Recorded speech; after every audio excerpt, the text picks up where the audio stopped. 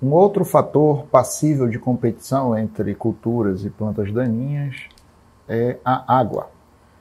Este recurso é muito necessário em diversos mecanismos morfológicos, metabólicos da planta, e isso, a ausência da água pode levar a perdas, por exemplo, de produção, pode levar a perdas na absorção de nutrientes, entre outros fatores. Eu vou citar aqui. E o excesso de água pode prejudicar também tanto as plantas daninhas quanto a cultura. O caso principal é a falta de oxigenação do sangue, a falta de oxigenação no solo, e isso vai provocar, então, problemas, por exemplo, como a fermentação da semente no solo. Então, iniciando, nós temos que a água ela é um fator muito importante para a realização da taxa de assimilação de CO2 na fotossíntese. A água ela serve lá no primeiro processo da fotossíntese, que é a fotólise da água, né? Que é a ruptura da água que vai gerar um gradiente de hidrogênio e vai também gerar uma produção de oxigênio que vai ser liberado, né, esse oxigênio, e o hidrogênio liberado vai movimentar a ATP sintase, e além disso a ruptura da molécula de água na fotólise da água vai gerar também elétrons, que vão ser transportados lá na membrana do tilacoide, né, no fotossistema 2, no citocromo B6F, no fotossistema 1, provocando ali uma diferença de hidrogênio entre a parte externa e interna do tilacoide. A água serve para o transporte de nutrientes, o transporte de seiva elaborada, né, o transporte de açúcar na planta, de sinalizadores como hormônios. Então é um fator importante no transporte de solutos dentro da planta. Regulação térmica e osmótica, então a água, a planta ela se resfria com a evapotranspiração, né?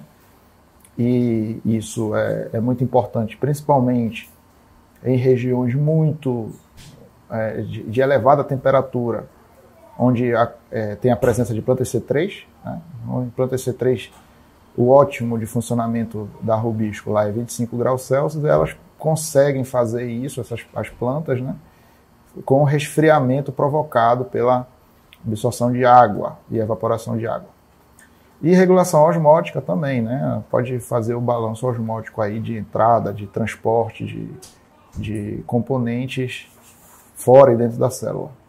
Divisão celular, a água serve como um mecanismo de pressão de turgor para fazer a divisão celular, então plantas vão crescer, vão se alongar, vão se multiplicar se houver presença de água. A absorção de nutrientes é muito intrínseca a relação entre a absorção de nutrientes e a ocorrência de água. O nutriente pode estar disponível, no entanto, se não houver água, não há absorção de nutrientes. Crescimento da planta, então os tropismos, né, o geotropismo, o fototropismo, o crescimento da planta é favorecido pela pressão de turgor da água. As trocas gasosas realizadas na planta também têm uma relação muito grande com quantidade de água. Exemplo, eu vou ter a abertura estomática se eu tiver água disponível para evaporação, para transpiração. Então as trocas gasosas na transpiração acontece também o influxo aí de CO2, o efluxo de O2. Na germinação, então, a água ela é um fator determinante para que a semente possa realizar a respiração e fazer o processo germinativo. Então, a água é um fator passível de competição muito importante, tá? Tanto para a cultura quanto para a planta daninha. Eu sabendo isso aqui, eu vou poder fazer, por exemplo, a maior disponibilidade de água para a cultura e menor disponibilidade de água para a planta daninha. Mas vocês sabem que, havendo disputa, quem leva vantagem sempre é a planta daninha. Então, a falta de água vai favorecer a planta daninha e não a cultura. Logo, um dos mecanismos de controle cultural é você fazer o favorecimento da cultura disponibilizando água. Como é que eu disponibilizo água para uma cultura? Eu disponibilizo água, por exemplo, por irrigação, né? Ou fazendo plantio na época da chuva. Né? Então, eu posso disponibilizar água dentro dessas situações citadas. Tá? Então, a água reduz produtividade, a falta de água. Tá? Os fatores que influenciam a competição por água, eu vou explicar cada um deles, é a taxa de exploração do solo pelo sistema radicular. Logo, quanto maior for a taxa de exploração do solo da planta, cultura ou da planta daninha, maior vai ser o potencial competitivo dessa planta pelo uso de água. A regulação estomática, né, as plantas C3 e C4, isso é determinado pela presença de água. A capacidade de remoção de água do solo, isso daí é diferente da taxa de exploração. A capacidade de remoção é justamente se a raiz tem mais ou menos pelo radicular, ou se faz associação simbiótica com micorrizas. E a capacidade de ajuste osmótico. Algumas plantas conseguem fazer o ajustamento osmótico do sistema radicular para que, ao invés de perder água, pelo menos se equilibre. Tá? Ou ela ganha ou se equilibra. A outra questão é a condutividade hidráulica das raízes. Né? Quanto mais grossa for a raiz, maior vai ser o cano, né? Vai ser maior o feixe vascular. Quanto maior o calibre do feixe vascular, maior vai ser a possibilidade de transporte de água dentro da planta. Aqui o exemplo clássico, até o sorgo é uma das culturas que mais tolera a falta de água. No entanto, pode também morrer por falta de água. Então, a deficiência hídrica, né, em culturas, independente se é uma planta C4 ou C3, se eu tenho maior restrição hídrica, ou seja, menor input de água no meu sistema, as plantas daninhas podem estar ali, tirando o pouco recurso que tem, que seria para a cultura. Então, aqui eu tenho, por exemplo, a produtividade de milho e disponibilidade de água. Né? Então, quanto maior o período de disponibilidade de água, até o máximo aqui, ó, por exemplo, 50 dias, maior vai ser a minha produtividade de milho. Né? Depois se estabiliza e pode decrescer devido a questões intrínsecas, por exemplo, de a água ser um fator negativo na viviparidade de grãos, né? Também na falta de oxigenação de raiz, onde acontecem fases bioquímicas muito importantes. Então aqui eu tenho um exemplo muito claro de duas plantas. Aqui o trigo sendo uma cultura e a mostarda sendo a planta daninha. E aqui eu tenho uma taxa de exploração do solo distinta. Né? Mais profundamente aqui o trigo tem menos raiz e a mostarda tem mais raiz. No período seco do ano, né, se por exemplo acontecer uma seca aqui momentânea, o primeiro lugar que vai faltar água é aqui em cima. Tá? Se falta muita água aqui em cima, onde vai ter mais disponibilidade de hídrica vai ser aqui embaixo. Então quem tiver maior capacidade de remoção de água do solo é quem vai ter uma taxa de exploração do solo maior. Então isso está intrínseco também a questão de competição por água e nutriente. Né? Então se eu tenho uma planta que absorve mais água, ela também vai ser mais apta à absorção de nutrientes. Uma taxa de exploração do solo maior faz com que a competição seja vencida pela planta daninha. Apesar da parte aérea, elas terem a mesma altura, o sistema radicular é distinto. Lembrem-se que, no processo de melhoramento de culturas, nós tiramos o crescimento de alguns tecidos da planta, né, para que isso se convertesse em carboidrato para a produção do que a gente quer, né, de fruto, de raiz, até da própria raiz mesmo. Né, a gente tirou pelo radicular, por exemplo, que eu vou falar para vocês lá na frente, e isso fez com que as plantas perdessem a habilidade competitiva com plantas daninhas. Aqui eu tenho outro exemplo, né? Aqui eu tenho a Memora peregrina, que é uma espécie arbórea de pastagem, onde ela vai buscar água muito lá embaixo. Tá? Vai buscar água muito lá embaixo. E aqui eu tenho uma planta daninha, que tem o sistema radicular fasciculado, mas na superfície do solo. Né? A faixa de exploração é menor, né? A taxa assim, de exploração do solo é menor, é mais superficial. Aqui eu quero lembrar a vocês uma questão muito interessante quando a gente fala sobre a parte prática, né? Das aplicações práticas de se conhecer a biologia de algumas plantas. Espécies arbóreas em pastagens, elas são muito boas para uma coisa chamada elevação hídrica. Tá? Uma elevação hídrica. Eu vou falar para vocês aqui que a elevação hídrica, as plantas de pastagem, geralmente são plantas que têm o sistema radicular. Vou colocar aqui preto, que eu acho que vai ficar melhor. E tá.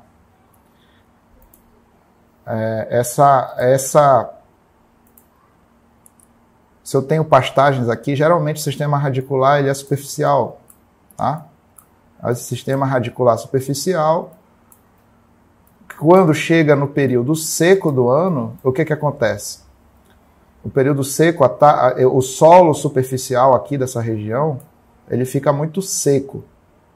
Ou seja, o solo aqui dessa superfície aqui, o potencial osmótico, né? Potencial osmótico, ele vai ficar muito baixo. Ou seja, ele vai ter vai ficar seco demais.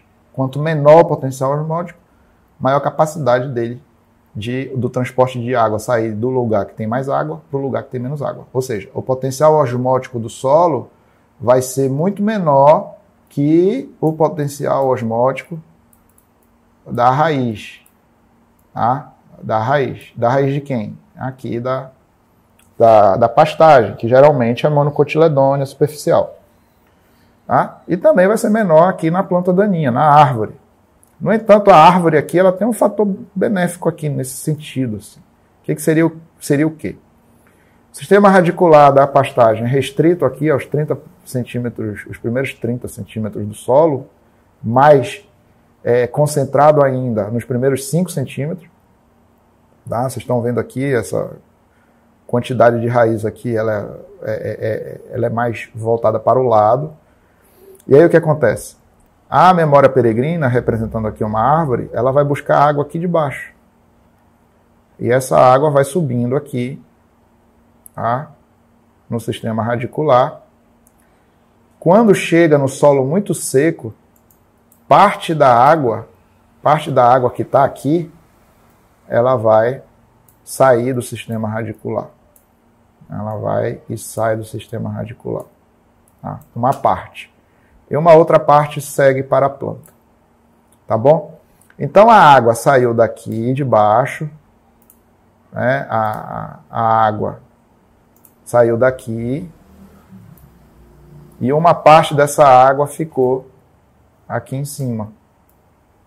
Tá? E isso vai fazer com que a pastagem fique irrigada no final das contas. Tá? Uma parte sobe para a planta, outra parte desce para o sistema radicular aqui das pastagens. Então isso é um fator benéfico do uso de árvores em pastagens. Tá? Além dos outros fatores, como a sombra favorece lá o gado, as questões de bem-estar animal. Tá? A regulação estomática, né, algumas plantas conseguem fazer a regulação estomática da seguinte maneira. Olha, aqui eu tenho o estômago aberto, aqui eu tenho o estômago aberto, e aqui eu tenho aberto, desculpa, aqui, e aqui eu tenho o estômago fechado. Então, aqui isso pode ser uma questão de restrição hídrica. A planta, olha, não tem muita água, então vamos abrir só metade da produção hoje, a outra metade fecha. Isso é uma regulação estomática. Uma outra coisa de regulação estomática é se o mecanismo dessa planta é C3 ou C4. A planta C4 tem o estômago bem fechadinho. Tá? Eles têm uma abertura estomática muito pequena. Quanto menor a abertura estomática do estilo, maior vai ser a resistência à perda de água. Tá? E aqui eu tenho uma célula guarda cheia de amiloplasto aqui para fazer o quê? Para fazer com que o potencial osmótico da célula guarda fique pequeno para que sempre fique água aqui dentro, túrgida. Para que isso? Né? Plantas melhoradas, por que plantas melhoradas fazem isso? Justamente para fazer com que a carboxilação da rubisco seja muito alta. Então, mesmo que haja restrição hídrica, as plantas ainda assim estão com o estômago aberto. Por quê? Porque nós fizemos o processo de melhoramento para que isso acontecesse. Então, a planta pode acabar morrer antes da planta daninha. A planta daninha se regula e a cultura não regula. Tá? Se não regular, vai perder muita água. Quanto maior a perda de água, menor o potencial de competição. E aqui eu tenho um exemplo, né, do estômato, isso é um corte da epiderme. Aqui eu tenho a câmara subestomática. E aqui eu tenho as células guardas. Né? As trocas gasosas acontecem aqui, na câmara subestomática. Entra o CO2 para rubisco e para pepicase, sai O2 oriundo da fotossíntese aqui no parênquima clorofiliano. Então, aqui, ó, a função toda aqui é, se estiver aberto o estômato, né, o ostilo estiver aberto, o que a gente quer? A gente quer que entre o que aqui? A gente quer que entre CO2. Tá? Para quê? Para ir lá para fotossíntese. Tá? Parênquima clorofiliano. O que a gente quer que saia? Vai sair daqui, vai sair O2. Então, quanto maior o influxo de CO2, melhor para rubisco, principalmente o rubisco. Tá? Por quê? Porque a rubisco precisa de uma saturação de CO2 elevada. Tá? Se o estômato fecha, o que acontece? A produção de oxigênio vai ficar restrita aqui na câmara subestomática. Se a produção de oxigênio ficar restrita aqui na câmara subestomática, em plantas C3 vai ocorrer fotorrespiração. Tá? Para não ocorrer fotorrespiração, tem que entrar o que aqui? CO2 e sair O2. Tá? Para entrar CO2 e sair O2, é preciso que haja abertura estomática. Junto com essa abertura estomática vai sair o que também?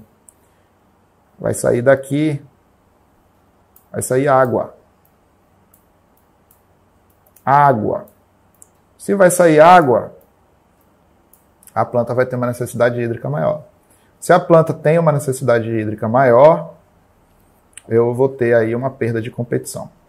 O que planta daninha geralmente faz? Fecha o estômago. Né? Vamos aguentar aqui a seca. E a cultura o que faz? Não fecha o estômago, bora aumentar a produção. Tá? Então isso é uma perda de potencial competitivo.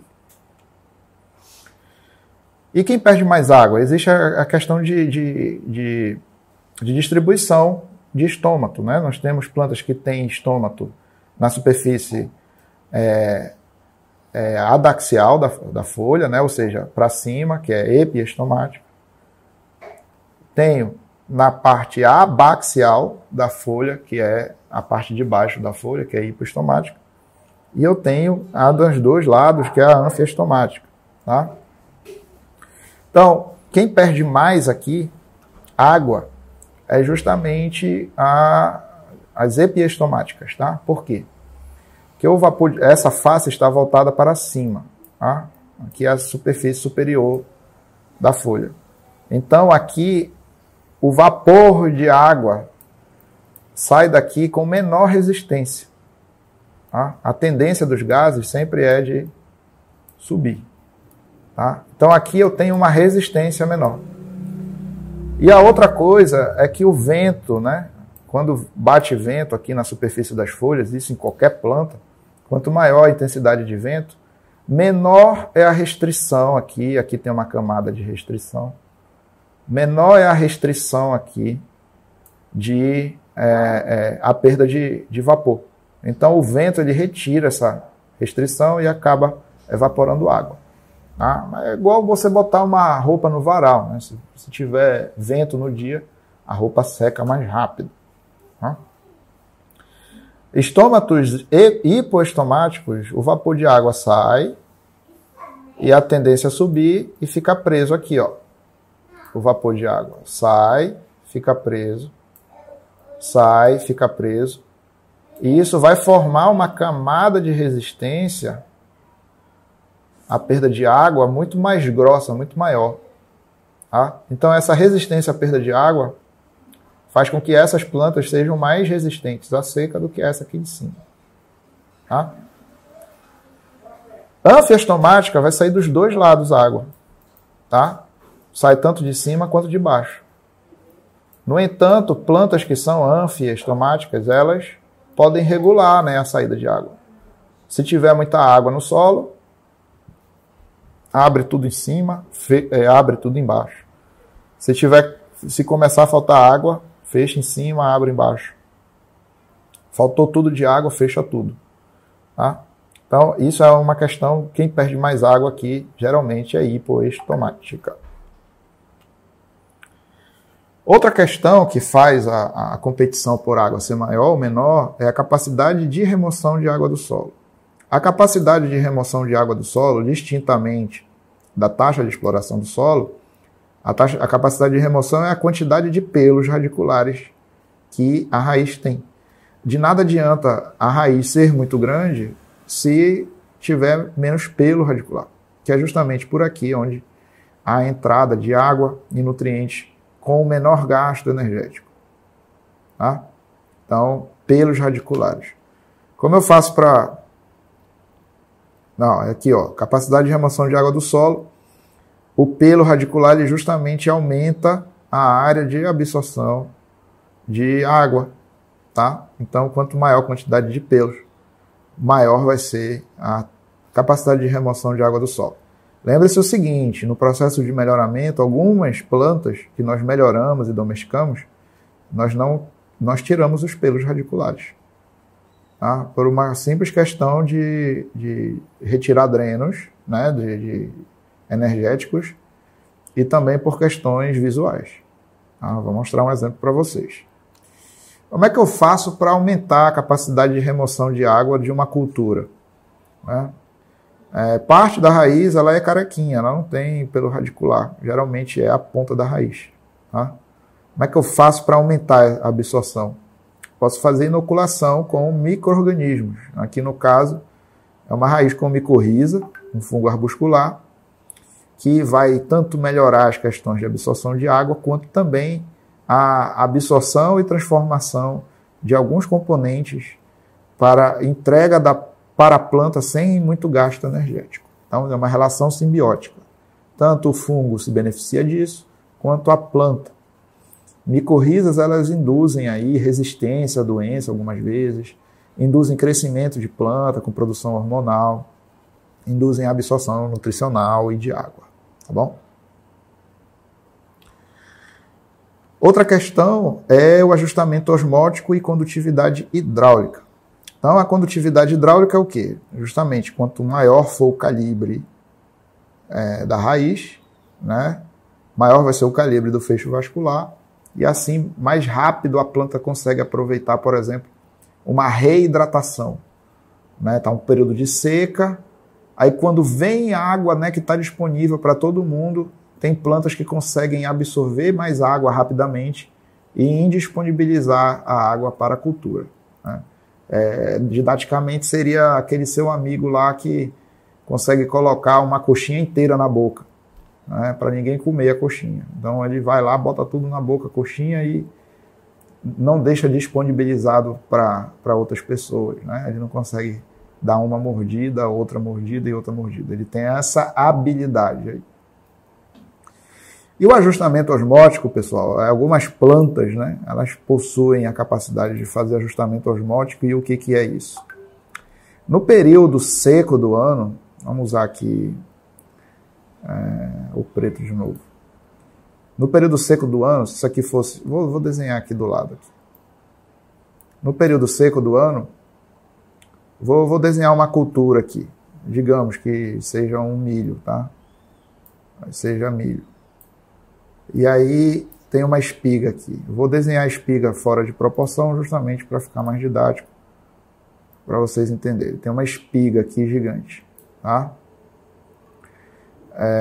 Para fins didáticos, tá, gente? Não é grande desse jeito uma espiga. O que acontece aqui? no período seco, o potencial osmótico do solo ele está reduzido. Tá? E o potencial osmótico da raiz ele está maior. Isso quer dizer o quê? Isso quer dizer que tem mais água dentro da planta do que fora. Vou botar um R aqui. Então, o que acontece? Qual é a lógica aí? A lógica seria a raiz da planta perder água para o solo. Certo? Vai sair água da raiz e vai para o solo. Algumas plantas fazem o quê? Elas pegam carboidrato da parte aérea e pegam esse carboidrato, transportam para a raiz, tá? Para a raiz ela ficar doce. Eu vou escrever doce de maneira didática aqui. Doce. Por que ficar doce? Se a raiz ficar doce, o potencial osmótico dela reduz. Tá? Reduz. Ou seja, o potencial osmótico dela, que antes era maior do que o do solo, vai agora ficar menor que o potencial osmótico do solo. O potencial da raiz vai ficar menor que o potencial do solo. Lembrando que quanto menor o potencial, vai ser a tendência do soluto se translocar para o lugar onde está com potencial menor. Tá? Então, se a raiz fica doce, o que acontece? Ao invés da planta perder água para o solo, ou ela fica equilibrada, fica igual, e aí não perde água, ou ela ainda pega um pouco de água do solo e introduz na raiz. Qual é que é a bronca disso? Isso seria maravilhoso, mas qual é que é a bronca disso? Quando eu pego o carboidrato da parte aérea e mando para a raiz, a planta sobrevive. Mas ela paga um custo. Qual é o custo? Carboidrato. Esse carboidrato que iria para a espiga, agora não vai mais para a espiga. Tá certo? Então eu vou ter uma redução de produção. E há um custo energético de eu mandar o carboidrato dessa espiga para a raiz, isso leva um custo de energético muito grande. Tá? Tanto para levar quanto para trazer de volta. E aí a planta produz menos. Aí vocês lembram o seguinte que eu já falei para vocês. A planta daninha não está no ambiente para produzir. Ela está no ambiente para sobreviver. Logo, plantas daninhas geralmente fazem esse mecanismo de ajustamento osmótico e as culturas não o fazem. Ou quando o fazem, são plantas que não têm uma produtividade tão elevada quanto plantas que não possuem essa habilidade. E aqui eu tenho um exemplo muito didático do que é a questão do processo de melhoramento genético, o que ele promoveu nas plantas. Aqui eu tenho uma planta daninha chamada nabiça, né, um nabo forrageiro, e a raiz da nabiça é muito semelhante à da cenoura. Tá? Só que o que aconteceu com a cenoura? Nós tiramos da cenoura os pelos radiculares, ou seja, a capacidade de remoção de água do solo, nós tiramos da cenoura. Logo, se ela estiver em competição com uma planta daninha dessa, que é a nabiça, cheia de pelo radicular, vai perder a competição. Tá? Essa planta, ela retira muito mais água do solo do que a cenoura. E ela vence a competição. Tá? Então, quem tirou a capacidade de remoção de água do solo da cenoura fomos nós, no processo de melhoramento. Nós não queremos uma cenoura com pelo radicular. Tá? Aqui nós temos um gráfico aqui feito, trabalho desenvolvido pelo Procópio. Quanto mais para a direita aqui no eixo X, menor é o potencial do solo. E aqui a umidade, em quilos por quilo, tá? De planta em relação a solo. Ou seja, o potencial hídrico no solo no ponto de murcha permanente de diversas culturas. Plantas que, mesmo se reidratando, não voltam à sua normalidade. A gente observa aqui feijão, soja, potencial osmótico está aqui em 400, mais ou menos. Menos 400. Tá? Se for menos 400 o potencial osmótico do solo, a cultura morre e entra em ponto de murcha permanente. Bidens pilosa só vai entrar em ponto de murcha permanente perto de 1000, menos 1000 kPa. Então são 600, menos 600 kPa de diferença. Ou seja, essa planta, quando essa planta aqui morrer de murcha permanente, essa aqui ainda está viva. Tá? Então, isso é uma habilidade que as plantas daninhas têm. Algumas outras plantas daninhas não. Olha, essa aqui eu posso deixar competindo com a soja, com o feijão, porque elas morrem mais cedo por falta de água. Mas Bidens pilosa não. E aqui eu tenho uma tabela onde eu apresento o coeficiente transpiratório das plantas, tanto planta daninha quanto planta cultura. O que é o coeficiente transpiratório? É o quanto de água é necessário para produzir massa seca. Tá? Aqui no caso está em ml por grama, mas pode passar de litro para quilo. Ou seja, amarantos precisa de 152 ml de água para produzir 1 grama de biomassa. A soja e o feijão precisam de 700 ml para produzir 1 grama. Ou 700 litros para produzir 1 quilo. Tá? Então, é bastante coisa de diferença. Tá? Então, essa planta aqui, mesmo se faltar água, ela consegue viver para acumular a biomassa. E essa aqui não. Pânico máximo, que é o capim colonião, planta C4, 267. Milho, 174. Sorgo, 153. Quantidade de coeficiente transpiratório. Então, o grande momento de reflexão nessa parte de competição por água é que você não deve avaliar uma planta daninha pela parte aérea. Tá? Se você vê, ela está pequena ainda, então não está me provocando dano. Porque o dano que a planta daninha causa, o principal dano que ela causa é justamente nos componentes de estrutura radicular. Então, a planta daninha, ela tem pouca parte aérea. Geralmente pouca parte aérea, muito sistema radicular. E a cultura, pelo processo de melhora, menos raiz, mais parte radicular. Ou seja, nem tudo que tu vê representa realmente o que a planta tem. Então, a cultura geralmente é assim e a planta daninha geralmente é assim. Beleza, gente? Então, o que a gente aprendeu até aqui é que a competição por água ela é muito restrita às diferenças tanto de estrutura epidérmica, de folha, que é estômato, se associa muito às questões de carboxilação de CO2, plantas C3 e C4. Plantas que têm uma alta taxa de exploração do solo levam vantagem sobre plantas que não têm. A capacidade de remoção de água do solo em culturas, eu posso melhorar essa situação fazendo inoculação com micro-organismos promotores de crescimento, tá? Com micorrizas. E a capacidade de remoção, e as plantas têm habilidade de fazer, por exemplo, ajustamento osmótico, elevação hídrica. Tá bom, gente? Então, esse foi água. Nosso próximo tópico será nutrientes como fatores passíveis de competição. Um forte abraço e até mais.